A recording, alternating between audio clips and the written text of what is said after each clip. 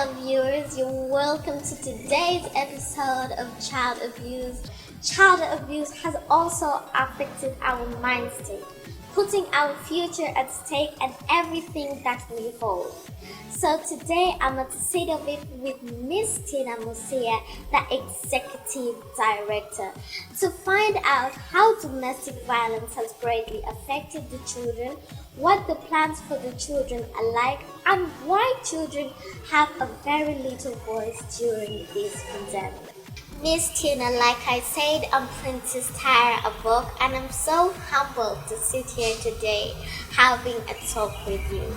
So kindly introduce yourself to our lovely viewers and tell them who Miss Tina is. Thank you very much, Princess Tyra. My name is Tina Musuya. I work with Center for Domestic Violence Prevention. We are based here in Kamocha, but our work is across Uganda. And we work to prevent domestic violence because for us, having safe homes and happier relationships between men and women and their children is of critical importance here. I'm very honored to be with you on this very important issue, and I would really like to thank you for bringing the issue of the children's voice here. Just as you rightly said, during this time of COVID-19 lockdown, I would say there's been a crisis within a crisis. Usually violence happens based on who is using their power over the other person. Okay, Madam Tina. Violence happens when the person is using the power over another. Like, don't you think that, yes, parents fight, it is in nature, but don't you think that there is some way that parents should try to control their anger, try to control their temper? Because basically, when parents fight, the child will see this is what I should do when I grow up. Because to us children, you parents to us like role models, you're like our heroes. So whatever you guys do, good or bad, we shall copy. So if now we're stuck together in the same house in lockdown, now if the parents are fighting daily, they cannot control their anger, there is an issue of the child's life that is going to be greatly affected. And when that part of the child's life is greatly affected, everything falls. So what do you have to say to parents and try to sensitize them on how to control their anger when the children are around? So, you are very right to make that call towards parents. Because these parents, as you rightly said, are the role models. So if parents do not prevent the violence, something that is called intergenerational violence happens. The younger generations learn about that, how to use violence and to accept violence, so they will also perpetuate it in their adult lives. That's one thing. And parents must know that that is unacceptable. These children have a right to grow up without violence. And that's why we keep saying, if parents cannot handle these things, let them seek for help.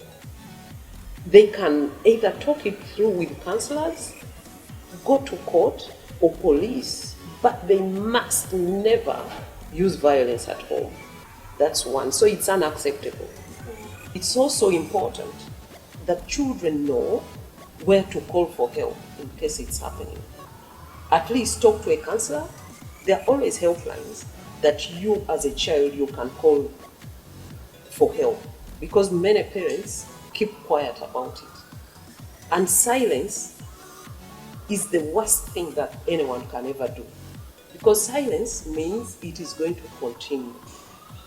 So for the parents, if violence is happening, maybe a mother, and you think you're keeping quiet to keep the family together, you're hurting the children, because they are aware of what is going on and it's negatively affecting them. Psychologically, they are not well. They will not perform well.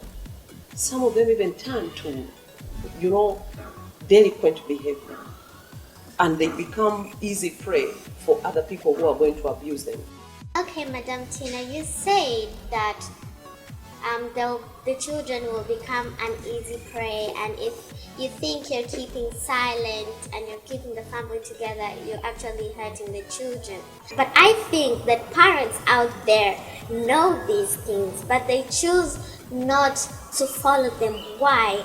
Because they see that it's a joke. When people are abusing children, they don't do it seeing any result of their behavior to children, because people are taking our rights as a joke instead of taking them seriously. People are taking humans' rights seriously, but they're not taking children's rights seriously. That is why I'm always confused. Children understand, children learn, and children have emotions.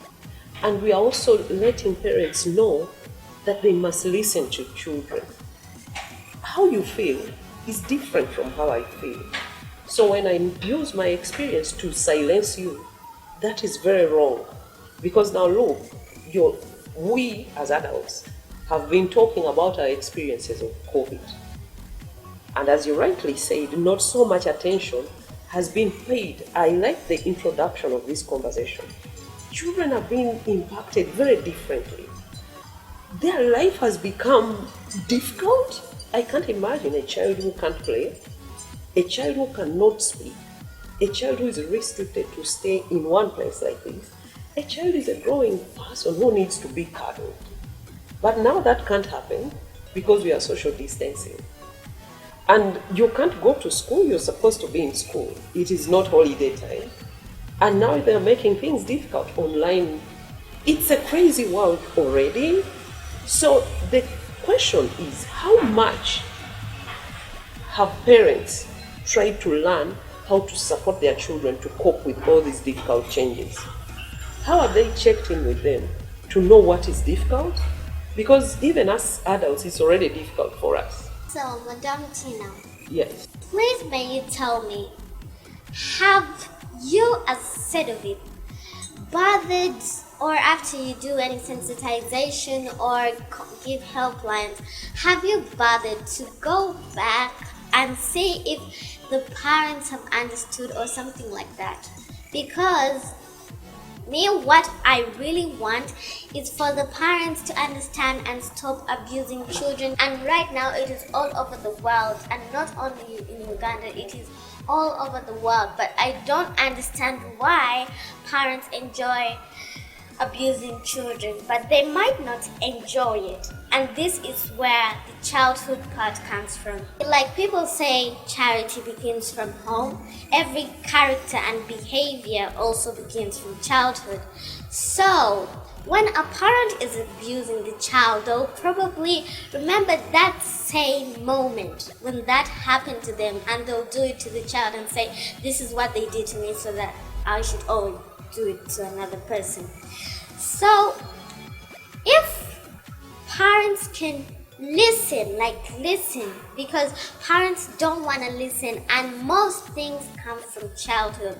For example, like those people who are thieves, murderers, and rapists, maybe that's how they treated them in their childhood. Maybe they're affected by that moment which they saw. And one thing that I have noticed in my fight against child abuse, I have noticed mostly that people don't care about our rights.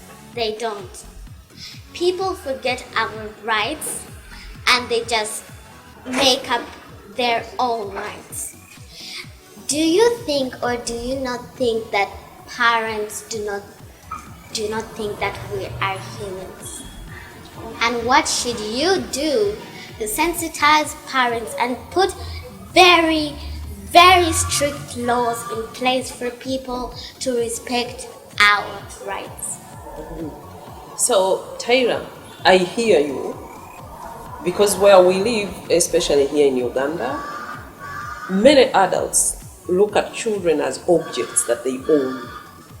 And because they look at them like that, They do not recognize that from day one, when a child is born, they are full human beings with all the rights. Now, what we need to do is to help these parents to learn many things about children.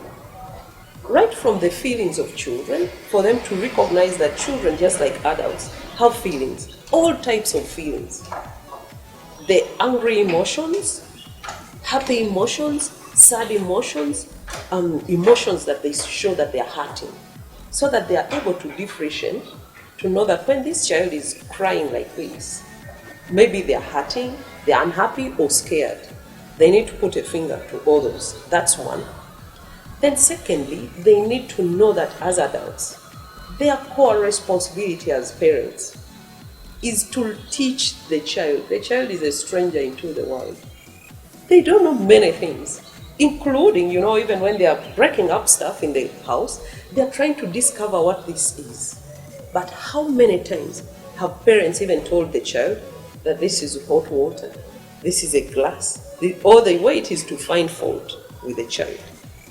How many times have parents confused children? I'm sure even me at one time I was confused. When I was jumping up and down, they said, Tina, you're old. Then when I want to be old and not go to bed early, they tell me, oh, you're a kid, go to sleep. So I'm like, hey, what am I? You tell me I'm young, you tell me I'm old. What exactly do you want me to be? So how do we desist from giving children conflicting and contradictory messages? Because we confuse them. And then how do we find, instead of imposing, because I've seen parents impose what they would have wished to be, forcing their children to be those things. They need to know that this child, as you rightly said, has rights. And yes, she's your child, but she's a different person. How do you see the value and the uniqueness that this child has? Even if your child, if you're my daughter and you looked exactly like me, those are physical looks, but your interests are different and your capacities are different. So parents need to open up to find capacities. Everyone is unique, but many times parents want to coerce this child to be like the other one, which is terribly wrong. Parents need to know that the laws that are existent are coming in to protect children from abuse. What I've heard some people say is, when you give children rights, no one gives rights. Rights are natural. They say when you give children rights, they get spoiled. That is not true. These are parents who want to abuse children. If you're not talking, I need to find out why. Are you not talking, for example? Are you feeling well? And we must teach the children that when we greet them, how are you? We don't want the automatic response, I'm fine. No. When someone greets you, how are you? Tell them about how you feel. I'm not well. I'm not happy.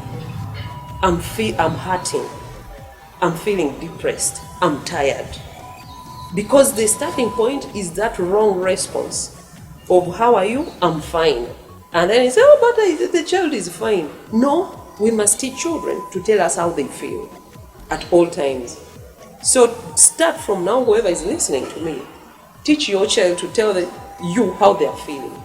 The automatic fine, if they tell you fine, ask them what is fine about you. Are you happy about what? Tell me. We as adults, we have the first responsibility to creating a safe space for the children. And we have a responsibility to let children thrive. And that means their voices must be heard. That means we need to hear the perspectives of children.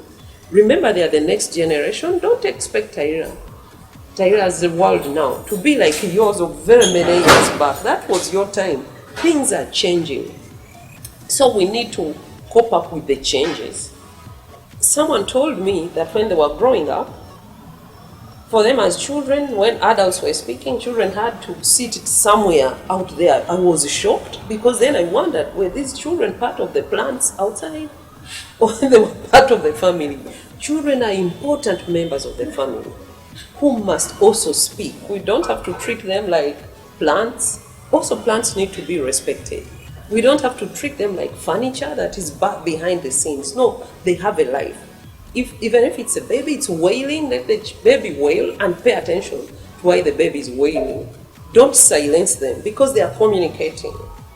And we must learn how children communicate. And that's why you rightly said children need to be given the space to speak so we can learn how you communicate and we also understand. And you have to put us in check to say you're not listening.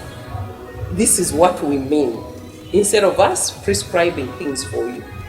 Thank you so much, Madame Tina. Thank you so much. You have really helped me, and I feel like I've spoken my whole heart out, and I was so humbled to have you on the show today. And my viewers, thanks so much for tuning in. Thanks so much for watching, and keep tuned for a next episode because a hotter episode is coming your way. Stay safe. Bye bye.